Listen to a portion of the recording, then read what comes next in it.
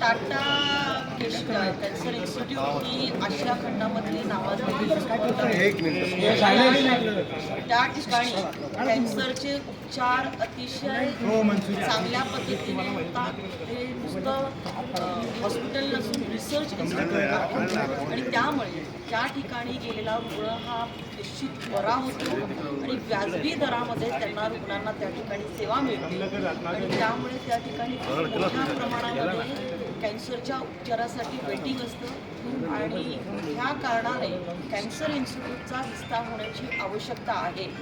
आणि आपण बघितलं असेल की उत्तर महाराष्ट्रामध्ये कॅन्सरच्या रुग्णांची संख्या दिवसेंदिवस वाढत चालली आहे आणि खाजगी रुग्णालयामध्ये उपचार करून घेणं हे अतिशय अवघड झालेलं आहे.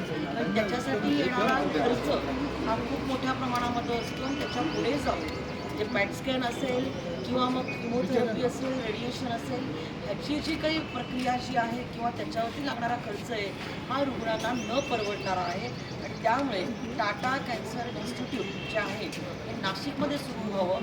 काल एक लक्षवेधी लागलेली होती कॅन्सरच्या वाढत्या प्रमाणावरती आणि त्यामुळे मी माननीय आरोग्यमंत्री यांना विनंती केली की नाशिकमध्ये टाटा कॅन्सर रिसर्च इन्स्टिट्यूटची एक शाखा आपण इथे सुरू करावी आणि त्या दृष्टिकोनातून शासन पावलं टाकत आहे. पुढच्या आठवड्यामध्ये त्यांच्या वतीमध्ये त्यांनी अधिवेशनामध्ये सांगितलं की एक बैठक घेऊन त्या विषयावरती आपण निश्चित निर्णय घेऊ.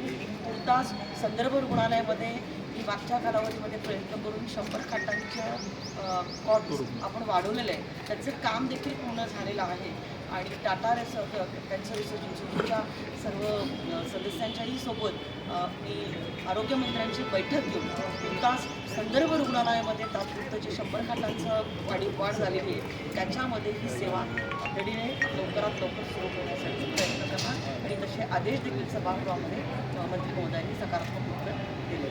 अमर सोळंके, B7 न्यूज, नाशिक.